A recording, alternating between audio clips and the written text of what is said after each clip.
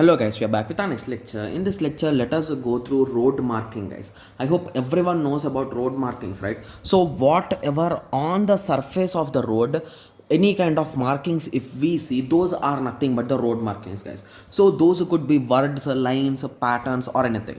So these are also used to control or to warn the traffic, guys. Okay, yes. So are made up of lines, patterns, words, etc. So the marks are used to control warning and give information for the road users. Okay, let us continue. So the main role of this road markings, okay, just give me a second. Okay, so the main role of this road marking is to channelize traffic along the intended lanes on the road so that the conflicts are reduced. So assume that you are going on some highway or somewhere and there is some place in between, so that they are deviating it into two parts and they are again combining it into two parts. So in this situation they will be keeping a sign of free left and free right, or you can divide there. So in that way I noticed this sign multiple times. That is the reason I'm saying. So in this way, so they are here deviating the traffic into two different lanes and they are combining it later.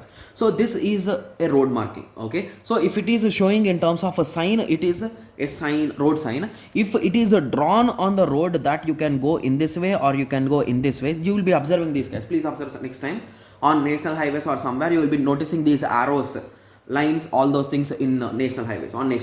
Okay, yes. So warn about parking spaces and pedestrian crossing. So wherever we are having a parking, we will be drawing these lines, guys. So even in your parking lot also, it will be divided with the signs. Those are also called as road signs. So even beside the road, sometimes you will be seeing these kind of lanes, right? So to park your car there, so that is also a road marking sign. Okay, yes.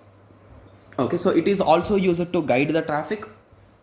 Okay, so it helps in psychological barrier or any kind of issues, and the main goal of these road markings are nothing but for the smooth movement of traffic. That's it.